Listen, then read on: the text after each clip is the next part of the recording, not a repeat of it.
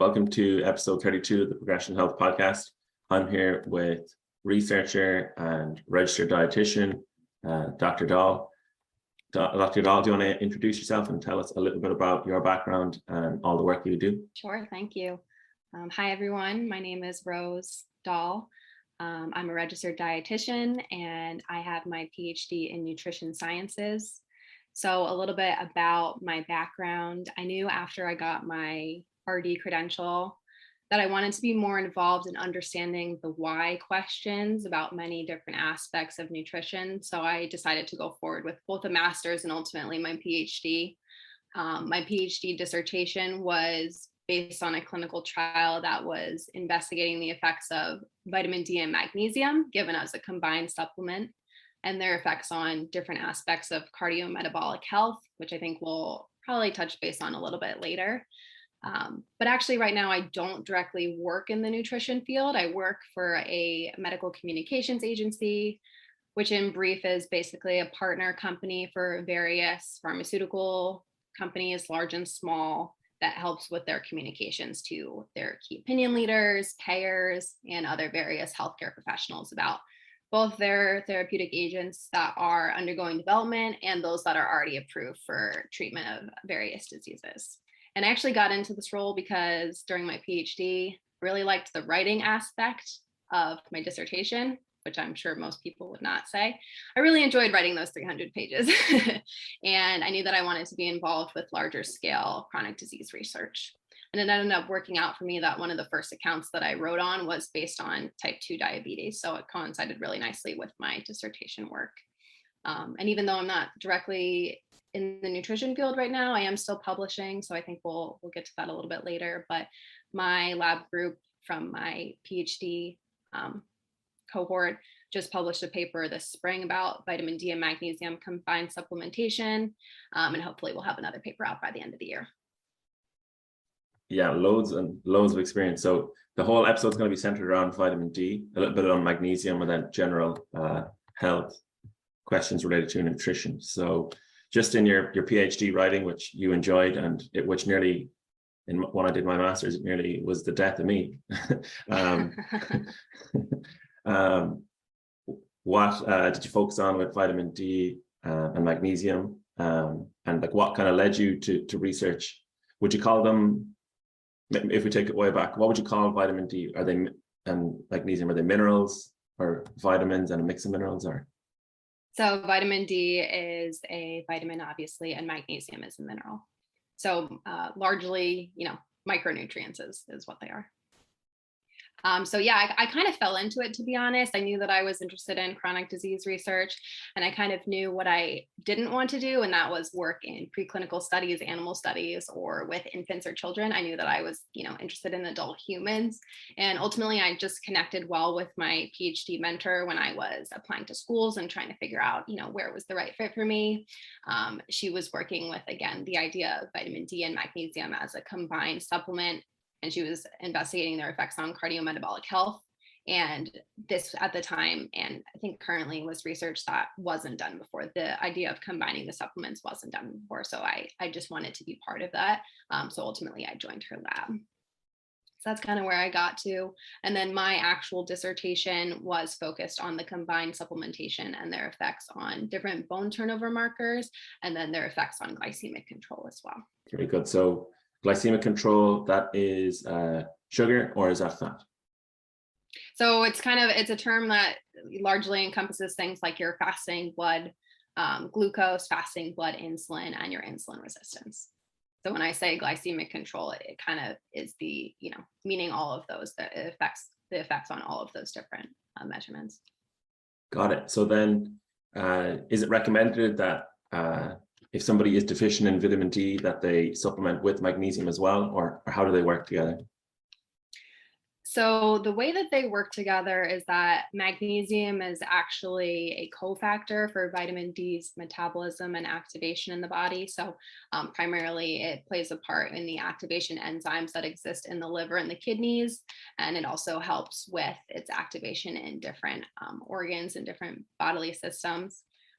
So essentially, when you have a magnesium deficiency, and if you work to increase that your magnesium level to prevent deficiency. The Progression Health podcast has teamed up with TRX. So TRX is a bodyweight training piece of equipment that you can hook up anywhere, anytime. And I highly recommend it. I use it in every session with my clients. I use it to warm up and also for stretching. But if you are traveling, which is where I recommend everyone use it, it's hard to get to a gym. It's hard to find the time. But you could literally work out from your hotel room with the TRX and the door attachment that it has, where it doesn't damage the door, but it gives you an effective workout. I also like to add in other things like glute bands and resistance bands. But once you have the TRX, then you can figure all that out. So get yourself 50% off on the TRX home workout equipment with the code Progression Health TRX and boost your workout effectiveness and consistency. Progression Health podcast is brought to you by BetterHelp. BetterHelp is an online therapy service which will help you to more effectively manage your mental health. Mental health is very important, and it's something that all of us are realizing now, especially after the pandemic. During the pandemic, for me especially, it was very challenging, and I reached out to BetterHelp. I tried out a few of their licensed therapists, settled on one for the majority of the pandemic, and I found the help that I received invaluable. And the great thing also is that you can speak to your therapist outside of sessions. If it's not working out, you can switch. Very affordable. It's really easy to use also. And if someone hasn't tried therapy before, but you're kind of, you're curious, I would highly recommend BetterHelp. So what we've done is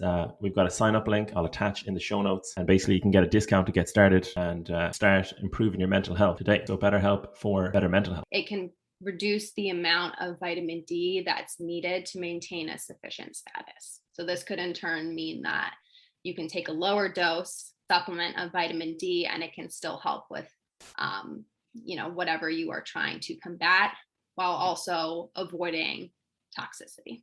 So in some research, high dose vitamin D supplements have been given in as high as about 50,000 IUs per day, or international units per day, when the upper limit to prevent toxicity is 4,000. So obviously that's quite a big difference. So supplementing with magnesium can help to bring that amount of supplementation of vitamin D needed down, or closer to, ultimately what you should be getting in a day. Right. So yeah, it sounds almost like you need to take them together.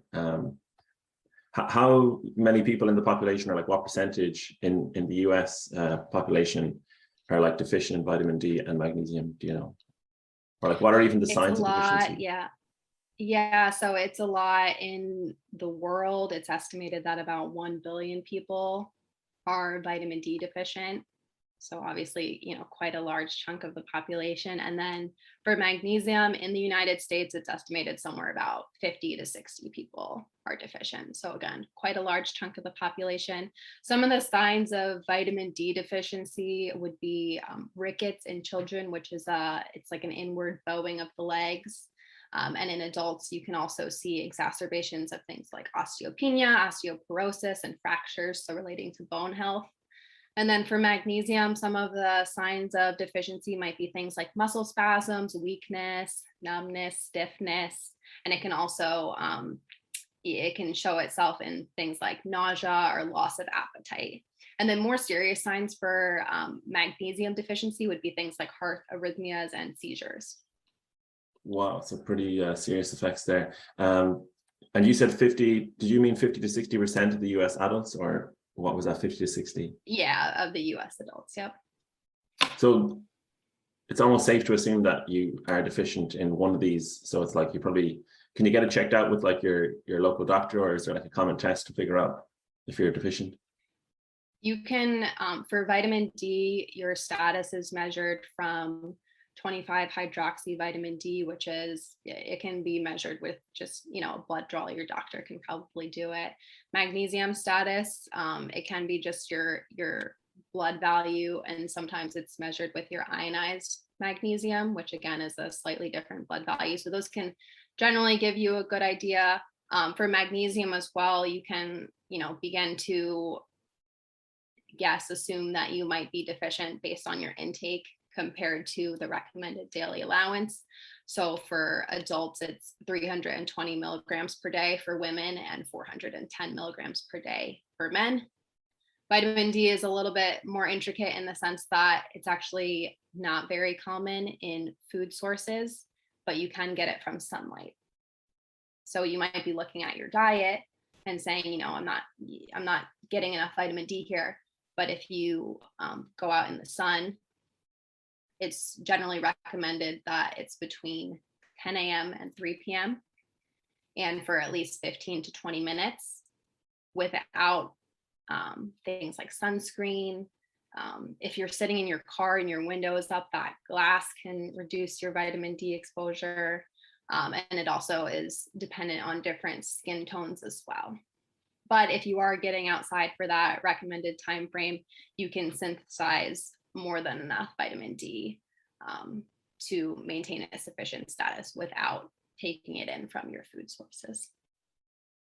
Got it. So you're kind of touching on one of my follow-up questions is like what hinders the absorption. So is there any, outside of the things you've mentioned, and also for like magnesium, what are some of the most obvious things that we can do to avoid like reducing the absorption of magnesium and vitamin D? Yeah, so for magnesium, some of the things that can hinder absorption would be having a higher body fat, which could ultimately result in losing more in the urine. Having a high serum calcium can reduce absorption rates because magnesium and calcium share a receptor. And then other dietary factors such as increased fiber, phosphorus, oxalic acid, phytic acid, they can also lower magnesium absorption. But what's good about magnesium is that individuals who do have a deficiency, it actually increases the intestinal absorption rate. So if you're deficient, you will absorb more from what you take in, and it will also decrease your excretion. Okay, so your body kind of like self-regulates itself a little bit. Yeah, exactly. And then for vitamin D, some of the things that can hinder absorption would be poor sun exposure. So we kind of just touched on that. For individuals who are overweight and obese, vitamin D can also become sequestered in the adipose tissue because it is a fat soluble vitamin. And that basically means that it's removed from active functioning. And then also having dysregulation with the parathyroid hormone can hinder vitamin D absorption, and as well as having an increased liver fat, which could impair its activation. So it's like, not only is having a higher level of body fat, like it makes it kind of harder to like be physically active and stuff like that, but in terms of digestion, it kind of hinders your absorption as well. Is that what you're saying? So it doesn't necessarily hinder the absorption, but once vitamin D is in the body, it can be removed from active functioning because it becomes basically sequestered, means it gets stuck. It gets stuck in the fat tissues, and then it can't be actively functioning when it's in there. Right, that it does not sound like a good situation at all. No. So then moving on to your research that you've done. So you looked at the effect of supplementing with vitamin D and magnesium, and then bone turnover. So like that'll be regeneration, I imagine, and breakdown. Just kind of one question on bone that just kind of came to mind recently is that I thought bone was just like this sort of like inactive tissue, you know, just gets built or whatever, like during puberty, for example, and then that's kind of it.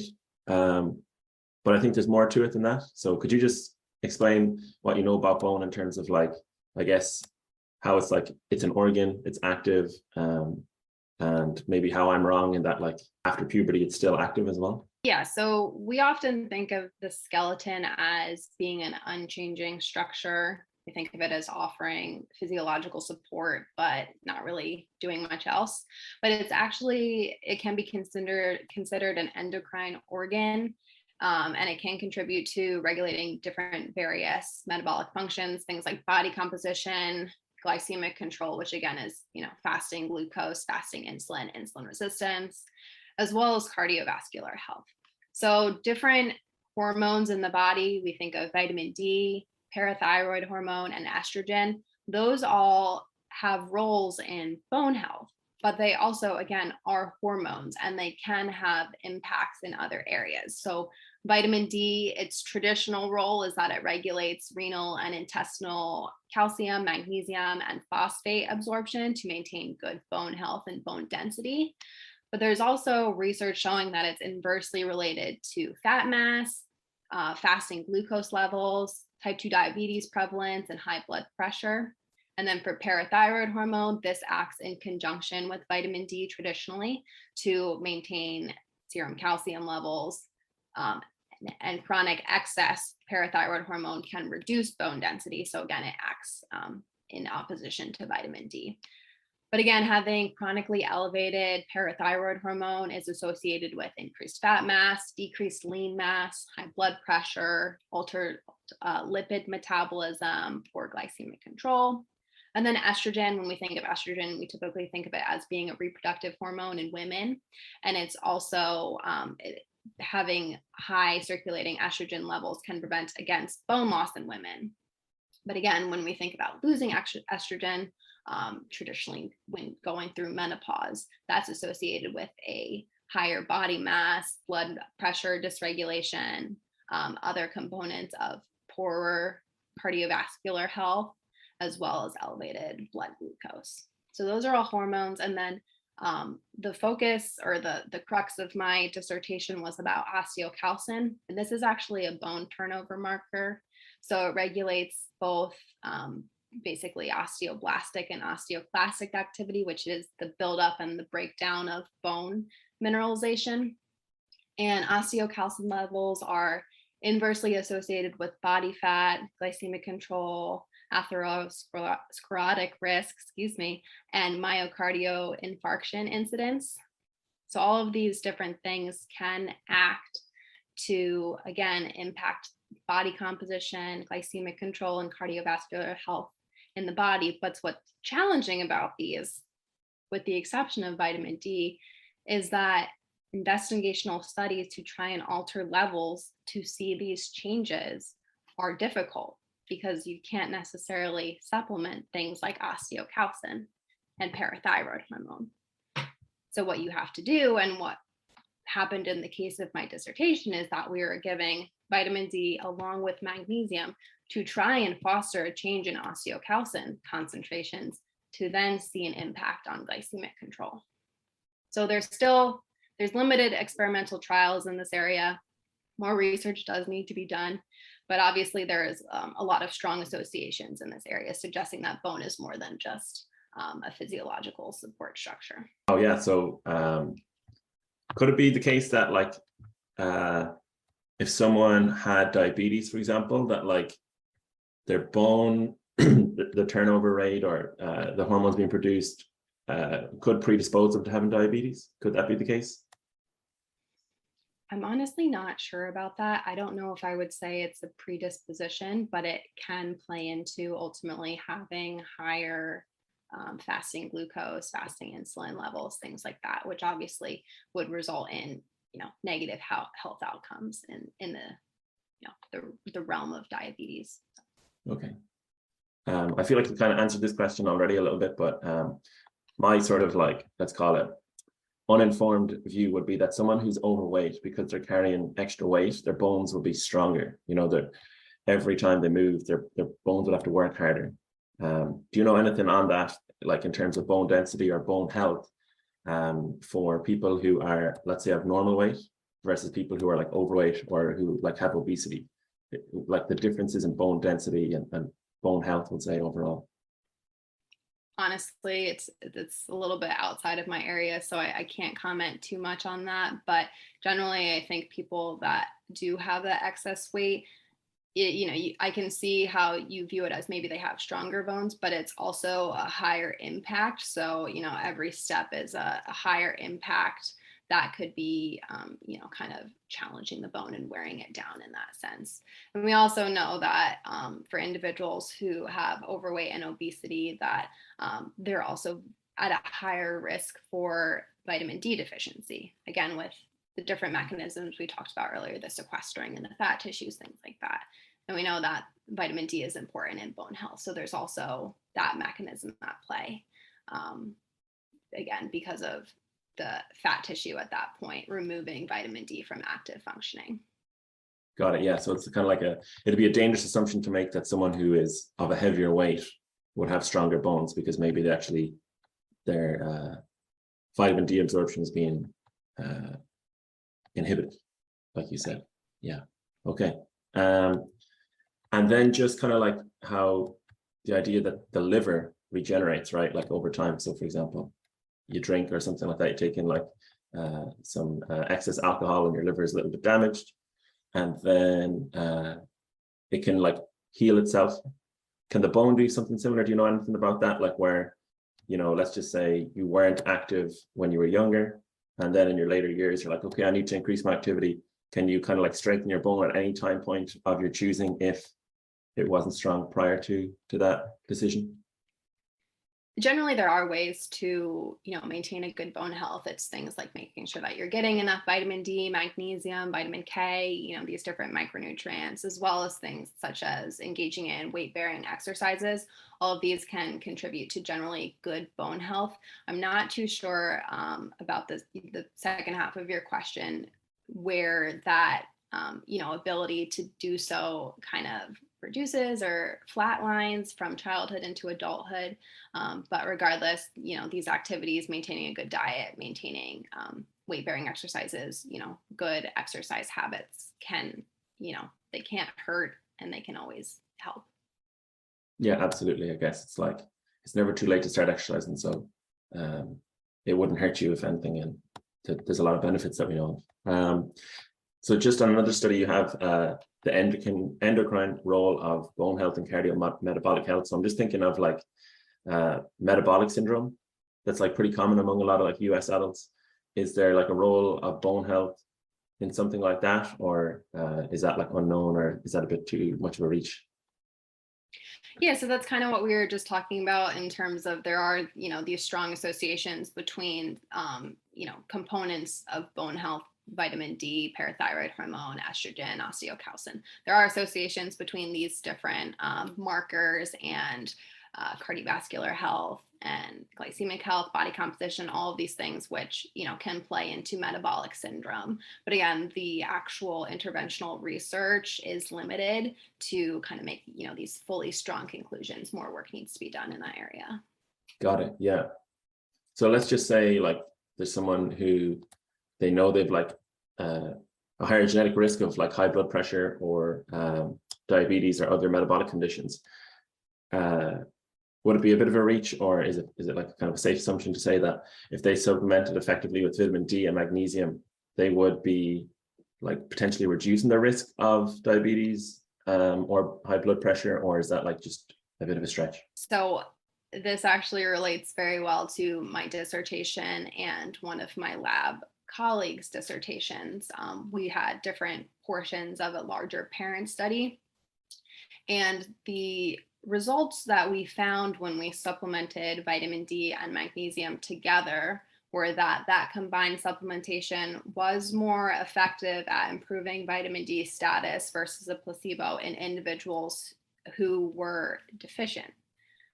So in individuals who had vitamin D deficiency, and this was an overweight and obese population, the combined supplementation was more effective at raising their vitamin D status in the body.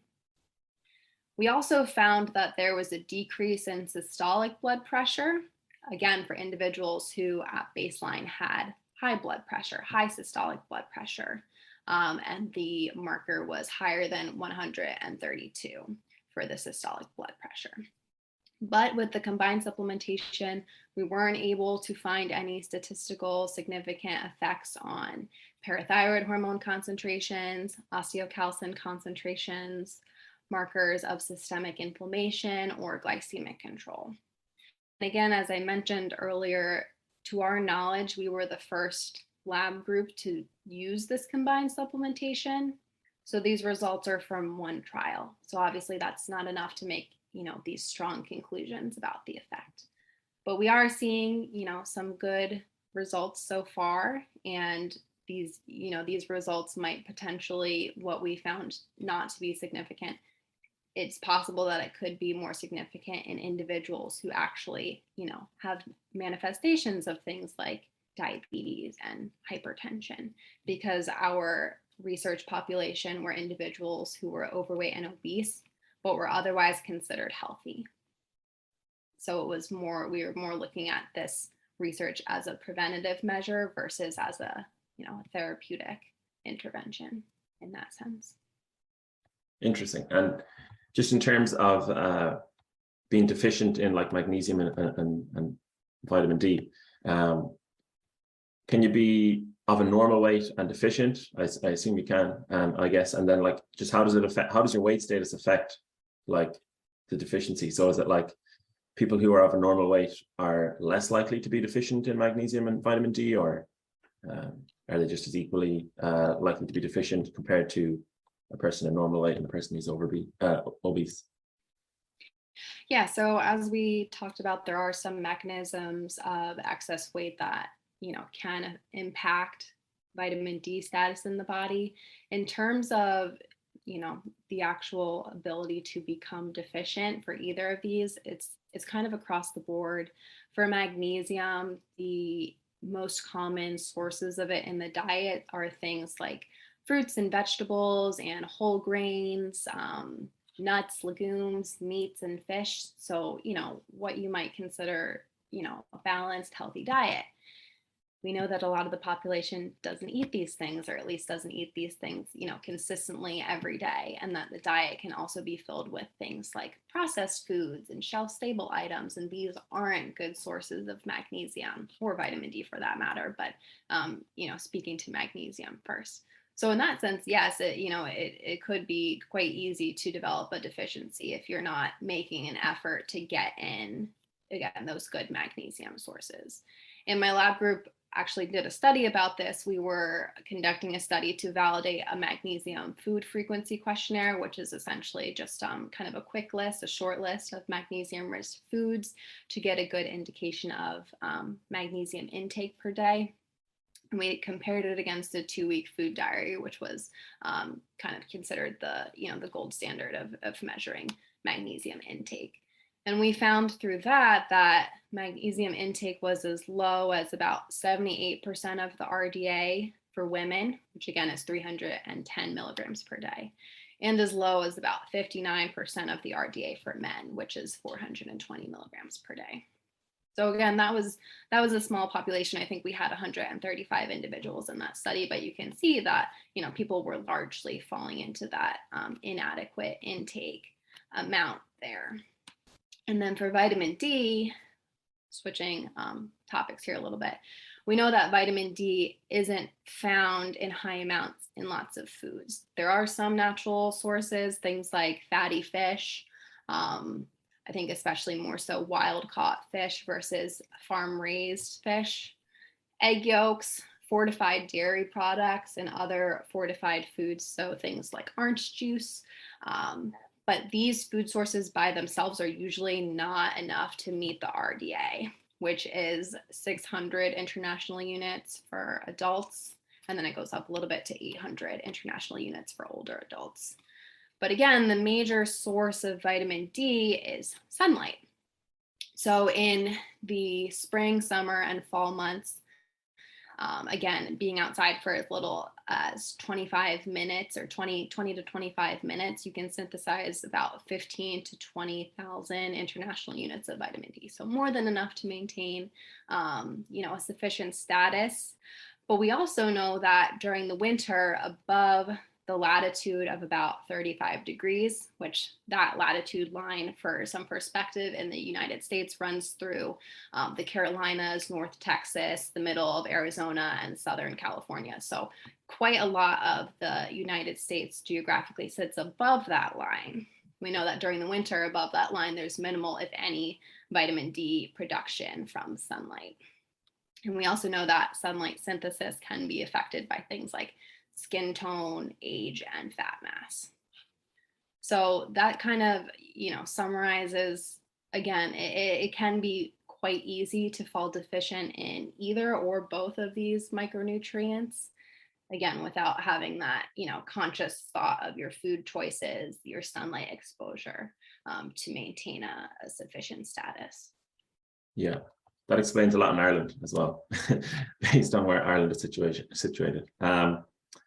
So let's just say, because it is common for a lot of people to work from home, I know you mentioned you do, and then because the amount of processed food, so not fruits and vegetables and not, just kind of more naturally occurring foods, because it's common to work from home and to eat a more processed diet recently.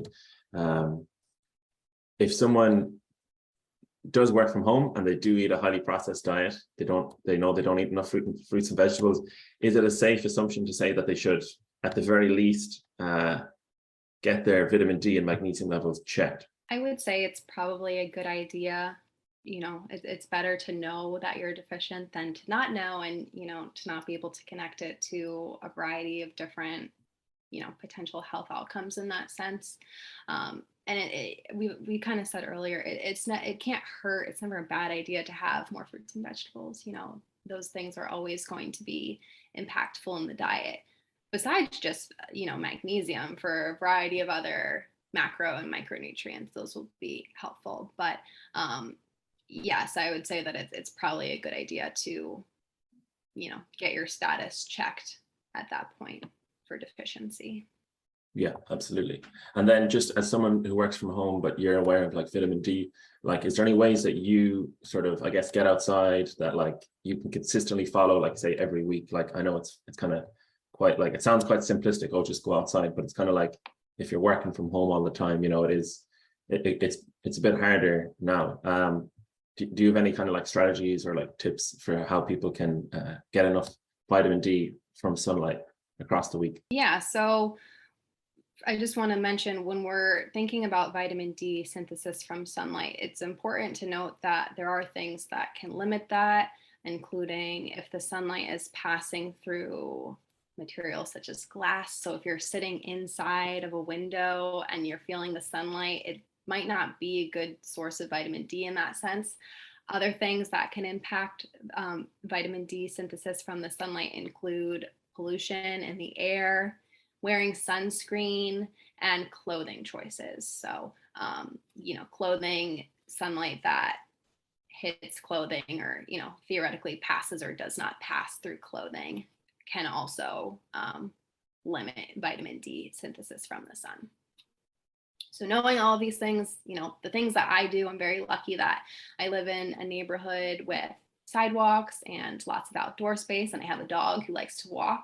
So usually what I do is on my lunch break, it involves taking my dog either around the block or in the backyard, and, taking the time to get a few minutes of sunlight, direct sunlight, again, about 10 to 20 minutes before doing things like putting on sunscreen, because obviously we know that's important, in its own right for preventing skin diseases, everything like that. I won't go down that path. But that's kind of what I do in my daily life. Is I know that I'm sitting at a desk all day and I'm sitting inside all day. So I do make that effort to, get that outside time, get that sunshine, to make sure that I'm getting enough vitamin D. Yeah. So what I'm hearing is get a dog, that solves your vitamin D problems. It certainly doesn't hurt. It doesn't hurt. And you get a bit of exercise as well, right? I think I saw a study before that dog owners, naturally enough, do more exercise, and exercise is medicine, as they say.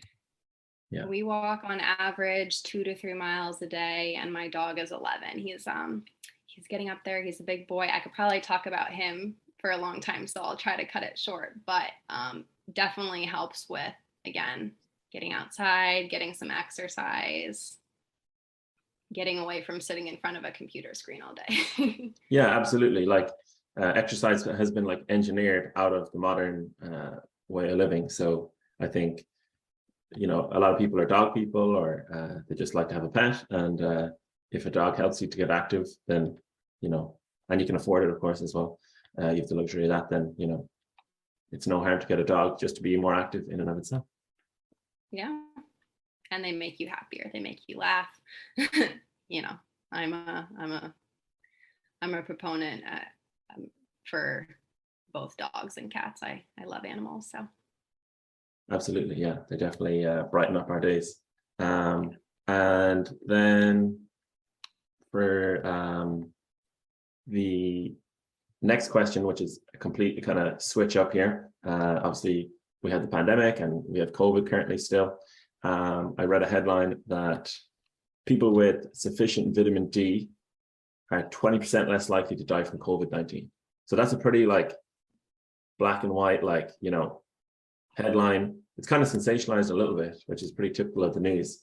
Do you have any opinion on that, or do you know any information relating to sufficient vitamin D status and its effect with COVID? Yeah, so there's been a lot of research about this recently. It's, a bit of a hot topic in the nutrition field.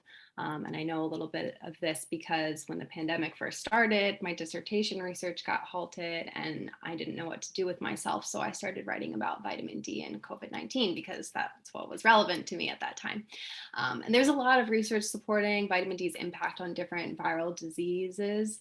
But we know that, despite this link, many people are still deficient.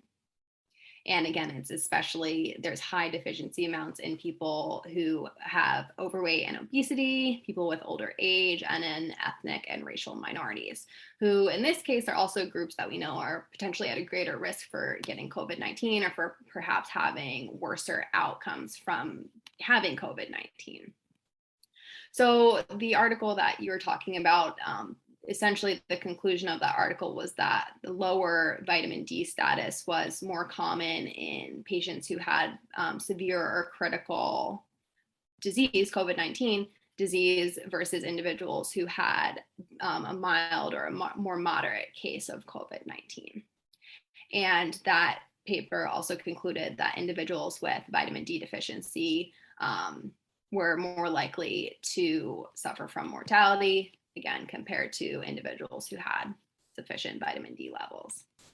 And this research was actually done before the COVID-19 vaccines hit the market and, before some of the different strain mutations and variations that we're seeing now.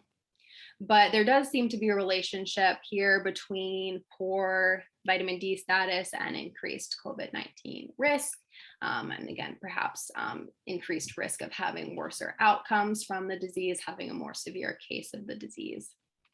There has been other research that has shown that having deficiency of vitamin D is associated with increased ICU admission, so intensive care unit, as well as just general hospitalization levels. So these are all, again, largely association trials. There are many ongoing interventional trials, but again, the research it's ongoing. Some of it's a little bit inconclusive, but again, it does seem that there is some kind of link here between vitamin D status that, having a deficient status, might be related to some of these worser outcomes. So again, the conclusion to take home here is that working to increase your vitamin D status to be in a sufficient status. If you're not, or perhaps if you're saying to yourself, I'm not getting these sources of vitamin D in my food, I'm not getting sunlight exposure, perhaps I should, get tested to know my status and be able to work to correct that. And again, it could be related to potentially having a better outcome with COVID if you were to catch it. Very good. So it's like it's an extra reason to be aware of your vitamin D levels and also just to intake sufficient amount of vitamin D, because it's not for certain, but it may help with the prevention of COVID or the side effects of COVID. Yeah, it may help. And again, we also know that the populations of individuals who are more likely to have vitamin D deficiency are also the same populations of individuals who are more likely to have a worser outcome from COVID. So in that sense, vitamin D, you can do something to improve your status. If you're not getting those food sources or that sun exposure, you can, do things such as increasing sunlight exposure, working to get more sources in the diet, taking a supplement that can improve your vitamin D status. And if, the causation is there from improving vitamin D status to preventing these COVID-19 outcomes, which again, it's not yet, the clinical studies are ongoing to kind of come to that conclusive decision. But if that link is there, then improving vitamin D can help, again, preventing a more severe case of COVID or worser outcomes. Brilliant. Yeah. So to kind of like wrap up on a kind of a protocol or recommendations around like vitamin D and magnesium, let's just say before someone like thought maybe, oh, I might have, I don't get outside enough, or I don't really eat that healthy of a diet where I can safely say I get enough vitamin D or I get enough magnesium. what would be like some kind of just like short and sharp recommendations around magnesium and vitamin D that people could kind of like take home after this? I would say for magnesium, it's focusing on, what we consider like the whole foods in the diet. Again, the things like the fruits and vegetables, the leafy greens, nuts and legumes, fishes, meats, things like that. And for vitamin D, we know that largely it's from sun exposure. So just taking that, extra minute at the grocery store, or perhaps, finding an extra 5 to 10 minutes, 15 minutes in your day that you can get outside and, get in the sunlight, again, can ultimately help with improving status for both of those. And then again, we also know, as I mentioned earlier, magnesium acts as a cofactor for vitamin D's metabolism and activation. So if you are deficient in magnesium and you're trying to improve your vitamin D status, it's important to also improve your magnesium status at the same time, or your vitamin D status might not be able to improve quite as much as if you weren't co-supplementing. Got it. So get your vitamin D together and your magnesium together, prep your own meals, get outside. So, a lot of nutrition experts, they recommend that people supplement with fish oils because it's lacking in the diet. It's kind of, it feels almost like a broad sweep, and just supplement with it because most people don't get enough. Would you recommend the same thing, that most people should supplement with vitamin D and magnesium, or they should get a check first? I think for magnesium specifically, it is possible to get it from the diet. Obviously, there's, a plethora of different sources that you can get magnesium from. It's just a matter of if you're getting those food sources in regularly. Because if you're not, then yeah, it is also very easy to fall deficient. So I would say for a first step for magnesium specifically would be to, look at the diet, kind of, analyze the things that you eat commonly and say, are these good sources of magnesium or not? And if the answer is they're not, then the next question could be, is there other food sources that are good sources of magnesium that I'm willing to eat? And if the answer to both of those is no, then that's maybe when you might look at a supplement. For vitamin D, alternatively, we know that, there's not very many great food sources. So it's very likely that you might look at your diet and say, I'm not getting enough vitamin D from this. The next question there would be, do I live in a location where I can get outside and get sunlight? Am I at the correct latitude? Do I have the time? Is it safe? There's many different aspects to being able to be outside that should be considered in that sense. But again, if you're saying, the answer to that is no, it's winter, it's cold, I am in one of the subgroups that I mentioned earlier, where perhaps you have a darker skin tone, or you're of an older age, you have overweight and obesity, then at those points, the next option there might be to consider a supplement. Got it.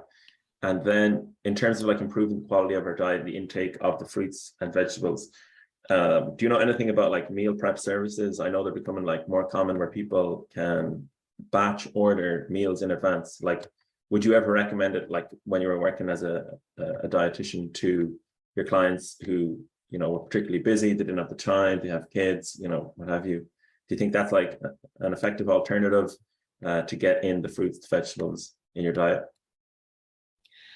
I can't say conclusively for all meal prep services because I'm just not well enough versed in that area. Because I work from home, I'm very lucky that I can also cook just about all of my meals at home, and I enjoy cooking. But I would say, depending on, if you are able to get that information from your meal prep service in terms of if they offer information about the ingredients that are in their meals and, the cooking methods, the macro and micronutrients, then they could be a good option. And an option besides just, getting the meal prep services would be to meal prep at home and perhaps, prepare a couple meals worth, or, you're cooking dinner today and you make extra so you can have dinner tomorrow. In that sense, then you can know exactly what's going into your meals, and you can ensure in that sense that, you're cooking something that's healthy, that, is good sources of magnesium or perhaps vitamin D, or just other macro and micronutrients that are important in our diets. You can know that, tomorrow I'm going to have dinner and it's ready to go. And I know that it's, a good option for me, a healthy option for me. Yeah, that meal prepping in bulk, yeah, it's so effective. And you can actually just cook extras that you have leftovers, and it makes eating a healthier diet like infinitely easier. So yeah, I can't recommend that enough.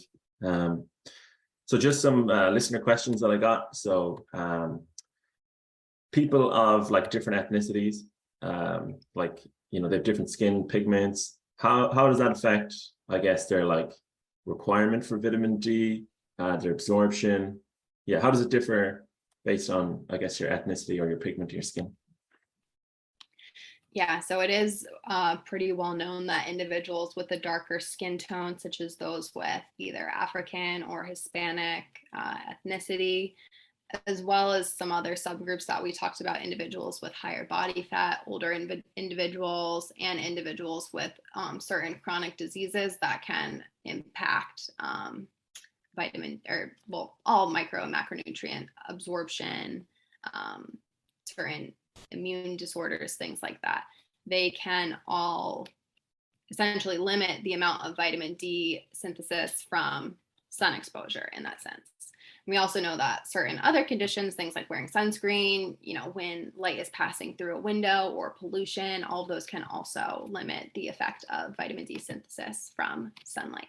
So in that sense, when we're talking specifically about skin pigmentation, I found an interesting study when I was considering, you know, what I wanted to say about this topic, that basically said that individuals who were classified into light, medium, and dark skin tones in order to meet the adequate level of vitamin D status, which is 20 nanograms per milliliter of 25 hydroxy vitamin D. That's what the measurement is. It said that up to 2,000 IUs per day might be needed in supplementation above, at that point, what was getting from any dietary intake. For the individuals with the darkest skin tones and the highest weights as well, you know, to maintain that sufficient vitamin D status. So again, in that sense, we know that your skin pigmentation can play a big role on if, you know, sun exposure is going to be enough, or if you might need to look into having supplementation at that point. Got it. So is it, maybe I'm like being overly reductionistic, but is it the darker your skin pigment, the more likely you are to be deficient in vitamin D? I don't know if it's necessarily the more likely you are to be deficient, but the darker skin pigmentation can indicate that you might have a higher or a harder time synthesizing vitamin D from sun exposure, which we know is the main source of where you would get vitamin D. Got it. Okay. And then just in terms of like your circadian rhythm, your sleep, like schedule, do you know of any interaction, like, you know, let's say, for example, you're going across different time zones, like, does that impact like your vitamin D levels, or even like your magnesium levels? I don't think I would say that it necessarily impacts levels, just, you know, traveling in that sense. But when I was looking into this as well, vitamin D is involved with the production of melatonin, which is a hormone that helps to regulate circadian rhythms and sleep. And there's also associations between vitamin D deficiency and sleep quality. So having deficiency might disrupt sleep, along with its associations with things like, if you have vitamin D deficiency, there's also association with poor glycemic control. Having, you know, dysregulated blood glucose levels may also impact sleep. High blood pressure may impact sleep. You know, all of these things may ultimately impact sleep. However, in this area, there's not very concrete support from the interventional studies that are showing a benefit of supplementing vitamin D for improving sleep quality. So more research needs to be done in that sense. But there does seem to at least be that association where vitamin D deficiency is associated with poorer sleep quality.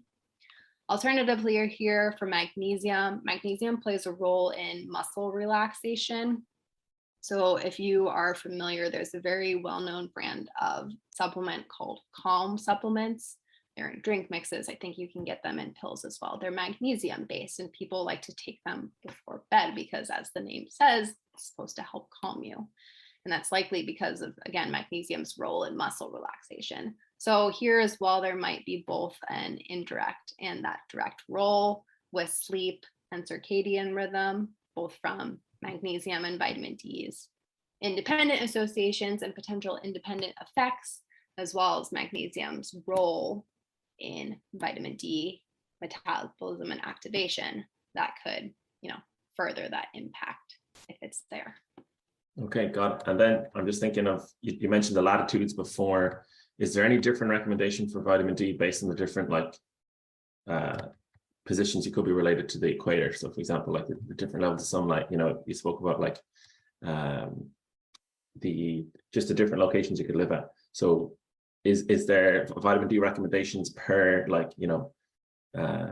area you live in the world, or is it just kind of a general recommendation?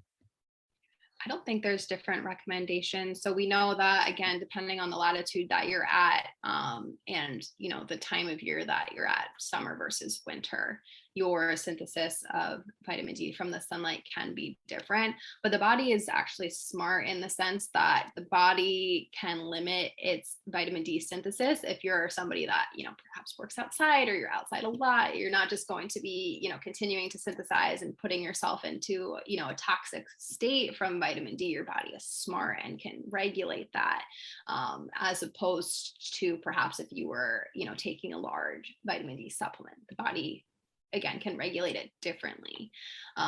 So yeah, again, as far as I know, there's not really a different recommendation. It's more of, just having that awareness that if you're somewhere where the sun exposure and the vitamin D synthesis from it is not going to be good, or, it's not the ideal time of year, then that's when you might, consider using a supplement in that sense. Okay. Got it. And then just a supplement I haven't heard of, but that was asked by listeners, K2. So does K2 interact? Could you explain what K2 is, and if you know about it, and does it affect like calcium or vitamin D or magnesium absorption? Yeah, so K2, it's vitamin K, which vitamin K, I think the connection here with this question is that vitamin K also plays a role in bone health, so as well as calcium. So I think that's where the connection is so if you're taking too much vitamin K, is it going to play into, again, all of this, these factors of bone health. But as far as if you're taking vitamin K, is there any other detrimental effect of having increased vitamin D? In that sense, I would say yes, because as we talked about, there is an upper limit for vitamin D. It's 4,000 international units a day. When you look on the shelves at your grocery store or your pharmacy, some of the common supplement amounts for vitamin D are 1,000, 2,000, 5,000, and potentially even up to 10,000 IUs per day of vitamin D. So obviously those last two are above that upper limit, that toxicity level. So I would say, if you're considering a supplementation, to stick to one of those lower amounts, relatively lower amounts, in this case of, 1,000 or 2,000 IUs per day.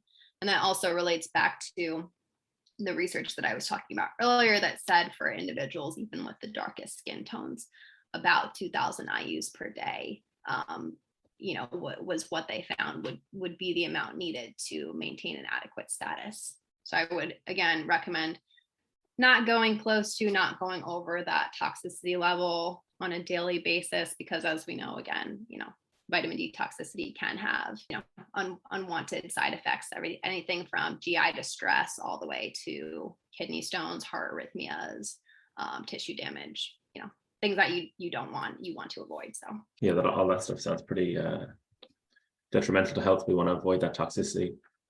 Just going back to people of a different pigmentation, is there any specific recommendations for people with a darker skin tone or pigmentation? Just to recap, should they take more vitamin D or magnesium, or are the general recommendations enough? So for magnesium, skin tone doesn't really play an effect here, because magnesium is mainly sourced from the diet. So in that sense, skin tone really shouldn't impact anything there. For vitamin D, we know that, sun exposure, the vitamin D synthesis for individuals with darker skin tones might not be as high as what it is for individuals with lighter skin tones. There's not necessarily a different recommendation for what is considered the, adequate status, which is from, blood measurement. And there's also not necessarily a difference in terms of your recommended daily intake in that sense. Those are kind of set across the board. It's more so in that sense that you might have to consider a different way to get vitamin D. So if you can't, synthesize it as well from the sunlight, then again, that might be, somebody who potentially turns to using a supplement. Okay, great.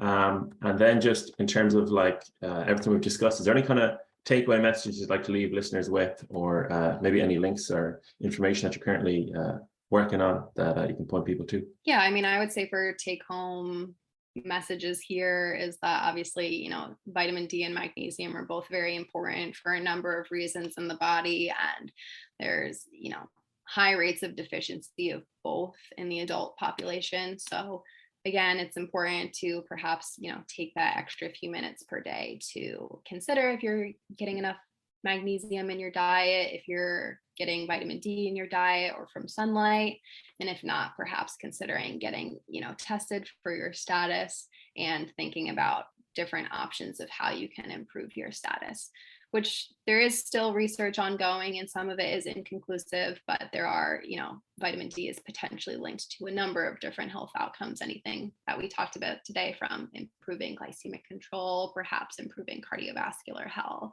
preventing, worser outcomes from COVID-19, across the board. So we can say that, again, it doesn't hurt, sure, to have adequate vitamin D and magnesium status, but it could hurt to be deficient. So that's kind of the take home message that I would give here. In terms of links, I can pass along some to you, Ross, that you can include perhaps with this episode about some of the research that I've done, some of the writing that I've done in terms of the combined supplementation, to give a little bit more information about, again, how magnesium really plays into vitamin D's metabolism and activation and some of the effects that it could potentially have. And again, the research is ongoing. My lab was, to our knowledge, the first people that combined these supplements. So hopefully we will, see more in coming years of this combined supplementation to hopefully, find an impact. Brilliant. Just one final question that came to mind is just between men and women. So is there any difference between recommendations, absorption, anything that we covered that men versus women should be aware of? Because I kind of forgot to answer that question, but I'm just thinking of it now as we wrap up. Yeah, so for magnesium, there are different recommended daily allowances. It's 310 milligrams for women and 420 milligrams for men, for adults. For vitamin D, the recommendation is the same across the board. It's 600 international units per day. So that's similar. Some of the things that we talked about that could perhaps limit vitamin D synthesis from the sunlight.